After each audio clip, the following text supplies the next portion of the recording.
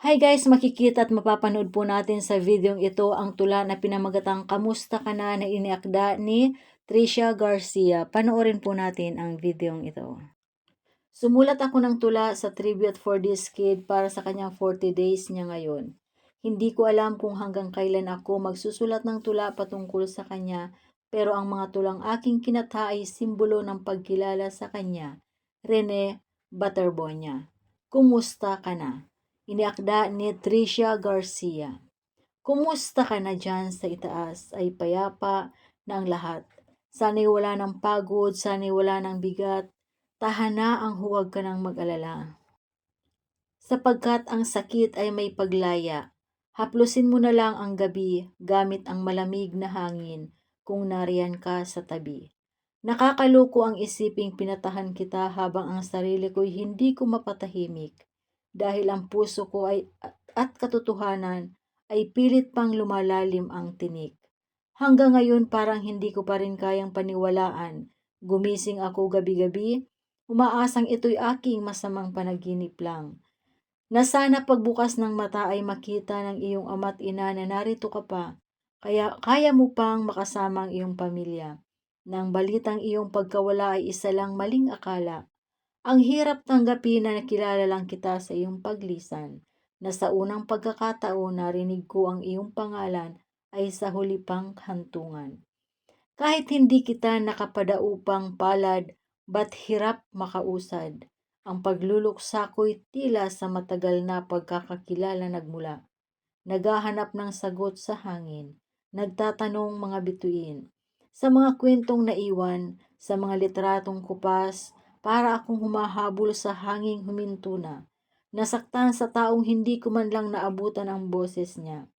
Mabigat ang dibdib, hindi dahil sa tagal ng pagsasama, kundi dahil sa mga pagkakataong hindi na kailanman magaganap pa. Ang sakit isipin ng mga sana na hindi na matutupad. Dahil sa huling kabanata lang kita natagpuan at hindi sa gitna ng paglipad. Bakit kung kailan ka nawala, doon lang mas nais makilala ka? Ba't kung kailan huli na at wala ng pagkakataon, ay nagnanais pang mas matuto pa? Parang pinagkaitan ka ng mundo ng isang mahabang magandang kwento. Masakit magtanong sa langit kung bakit naging ganito. Isang pambihirang pagkadurog ng puso para sa isang tulad kong estranghero. Ngunit habang tinititigan ko ang iyong mga naiwang larawan, dahan-dahan kong napapawi ang pait, napapalitan ng paghanga at kapayapaan. Kahit huli na pala ang ating pagtatagpo, sapat na ang marinig ang iyong kabutihan. Upang makilala ang iyong isang kakaibang nilalang na hindi dapat kalimutan. Kung nasaan ka man, patnubay sana para makamit ang pagtanggap ng sakit ng biglaan. At kung ang langit ay malapit lang, maaari bang madalaw ka? Marahil marami ang nais pang masilayan ka. Kahit saglit marinig lang ulit ang tinig at pagtawa. Dadalhan ka pa ng paboritong bulaklak na kulay lila. Hindi lang bilang tanda ng pakikiramay, kundi ng pasasalamat. Na kahit sa kabilang buhay na ang alaala mo ay di magkakalamat. Na kahit huli na, ikaw ay naging mahalaga. Hindi mo man ako kilala, hindi man tayo nagkita, sa bawat pag-aalay ko, ikaw ang daladala ng aking piyesa. Matulog ka ng mahimbing sa kandungan ng ulap. Malaya na sa dusa at mundong may kurap. Tanggap ko na ang tadhana mo'y hanggang dito lang muna.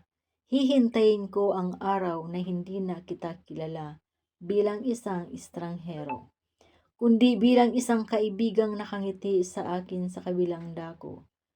Rene Baterbonia. Justice for Rene Baterbonia.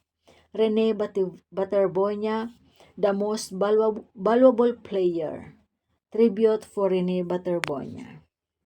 Thank you so much, Tricia Garcia, sa iniakda mong tula para kay Rene Baterbonia.